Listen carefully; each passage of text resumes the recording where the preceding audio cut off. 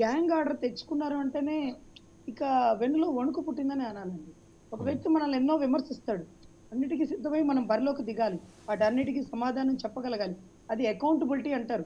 కానీ ఇక్కడ గౌరవ జగన్మోహన్ రెడ్డి గారు త్రూ అవినాష్ గారి సమక్షంలో ఈ కడప నుంచి తెచ్చుకున్న గ్యాంగ్ ఆర్డర్ దీని గురించి ప్రస్తావించకూడదు. ఏమ్మా? దాని గురించి ప్రస్తావిస్తే ఏమన్నా వెన్నులో వణుకు పుడుతుందా? అంటే గతంలో ఎలక్షన్ టైంలో నరాసుర రక్త చరిత్ర అని ఆ సాక్షి కథనాలు, సాక్షి మీడియాలు అంతా బురుగుమయం చేసినప్పుడు, సార్ అలా ఎలా మాట్లాడతారు మా గురించి ఎలక్షన్ టైంలో? మేము గొడ్డలు పట్టుకొని చంపేవాళ్ళమా? సరే ఇది ఆపండి అంటూ చంద్రబాబు గారు గ్యాంగ్ ఆర్డర్‌లు గాని, డిఫామేషన్ గాని, పరువు నష్టాలు గాని ఇవన్నీ వేయలేదు. పింక్ డైమండ్ పోయింది అది చంద్రబాబు గారి ఇంట్లోనే ఉంది. అదే రకంగా ఏదైతే నరాసుర రక్త చరిత్ర గొడ్డలి వాళ్ళ ఇంట్లోనే దాచిపెట్టుకున్నారు. సో ఈ రకమైన కథనాలొచ్చినప్పుడు వాళ్ళు భయపడలా. కమ్మ రాజ్యంలో కడప రెడ్లనేదో సినిమా కూడా వచ్చిందండి. దానికి కూడా ఆపేస్తారేమో అనుకున్నాం. ఆ సినిమా కూడా ఆపల. అంటే ఇవన్నీ ఏంటంటే ఎలక్షన్‌లోకి బరిలో దిగాక వాళ్ళు మనల్ని అంటారు. మనం వాటికి సమాధానం చెప్పుకోవాలి. అన్నిటికి సిద్ధమైతేనే యుద్ధానికి రావాలా. నువ్వు ముందు నుంచి వస్తున్నావు, వెనక నుంచి వస్తున్నావు ఇలా స్ట్రెయిట్‌గా రావాలంటే అర్రె యుద్ధం చేసేవాడు కూడా హ్మ్. నీతి, నిజాయితీలు వాడికి అనవసరం. బరిలోకి దిగాక వాడిని యుద్ధంలో ఎదుర్కోవాలా. అంతేకాని గులకరాయి పెట్టి కొట్టారు, నా తలకాయ పగిలింది చూడండి 4 కుట్లేశారు. అది నువ్వే. హౌ అమ్మా? ఈరోజు చీకట్లో గురి చూసి కొట్టడానికి 'అతడు' సినిమాలో మహేష్ బాబా ఇదేంటి సార్ అని విజయవాడలో గర్జిస్తే రాయి లేదు, కత్తిపోయే రాయి వచ్చే డామ్ డామ్ డామ్ అన్నట్టుగా ఇక అదంతా ఏమీ లేదంటూ క్లోజ్ చేశారు. దుర్గారావు మీద కేసులు వేశారు. మేము అనుకున్నాం మా విజయవాడ కనకదుర్గమ్మ చాలా శక్తివంతురాలు, అందులోనూ కృష్ణానది వారధికి మట్టి మోసినోళ్ళు, ఆ తల్లే వాళ్ళని కాపాడుకుంటుంది అనుకున్నాం. ఒక రోజులో 2 రోజుల్లో అతను బయటకు వచ్చేసాడు.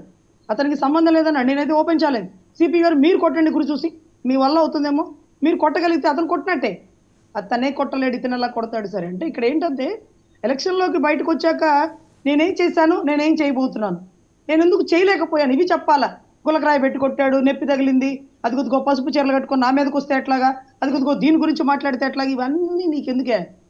నువ్వు దమ్మున్నోడివైతే, నువ్వు ఇన్ని సంవత్సరాలు పనిచేసినోడివైతే, ఎంపీగా పార్లమెంట్‌లో సింహ గర్జన ఈరోజు ఆంధ్ర రాష్ట్రం గురించి వినిపించినోడివైతే, రూ. 100 సినిమా టికెట్లు తెచ్చాడు చూడండి 'ఏటు విజయసాయిరెడ్డి'. ఇప్పుడు 8 గారెళ్లి గతంలో ఏం చేశారో అవన్నీ చెప్పాలా? పార్లమెంట్‌లో గల్లా జయదేవో, రామ్మోహన్ నాయుడు ఇంకొకళ్ళు మాట్లాడింది విన్నాం గానీ, పాపం నందిగం సురేష్ గారో, లేకపోతే అవినాష్ గారో, లేకపోతే ఆ గోరంట్ల మాధవ్ గారో ఎవ్వరు ఏం మాట్లాడింది వినలేదండి. కానీ 'ఏటు' మాత్రం మా కోసం, మా మీద అభిమానంతో సినిమా టికెట్లు రూ. 100కి తెచ్చాడు. ఆయనకి జీవితాంతం ఆంధ్ర రాష్ట్రం రుణపడి ఉంటాం. అది వాస్తవం. సో అదే రకంగా వీళ్ళు ఏ విషయాల్లో ఎందుకు మాట్లాడలేదు, ఎందుకు మాట్లాడలేకపోతున్నారు, ఇవి చెప్పండి. అంతేకాని ఈ చచ్చు కబుర్లు అలా మాట్లాడకూడదు, ఇలా చీరలు కట్టుకొని రాకూడదు, లేకపోతే గులకరాయేసి నన్నెలా కొడతారంటే, అరె మా నాయకుడు చెప్పాడు కదా! వీపులు వాచిపోయినియి. ఏ రోజు బయటకొచ్చి వాళ్ళు కొట్టారు, వీళ్ళు కొట్టారు. అసలు ఇదంతా కాదండి. ఎలక్షన్‌లోనే ఇబ్బందికర పరిస్థితుల్లో 2 చోట్ల ఓడిపోయినా సరే, అదే ప్రజల్లో మమేకమయ్యారు. ఈరోజు ఎవడో ఒకతను రాయి ఇసిరాడంట. అసలు రాయే లేదు, ఇసరనే లేదు. నీ స్క్రిప్ట్ పండలేదు కదా! అప్పుడేమైపోయింది? అయ్యో! నానా పులికథలాగా అంత అవమానం అయిపోయిందిగా. సో ఇదంతా చేసేటప్పుడు సార్ మనం చిన్న పిల్లలం కాదు. అతను ఇంకా చంటి పిల్లోడు అసలైతే అవినాష్ రెడ్డి గారు కాదు. ఈరోజు సునీతమ్మ ఒకటే మాట అడుగుతుంది. సౌభాగ్యమ్మ లెటర్ రాసింది.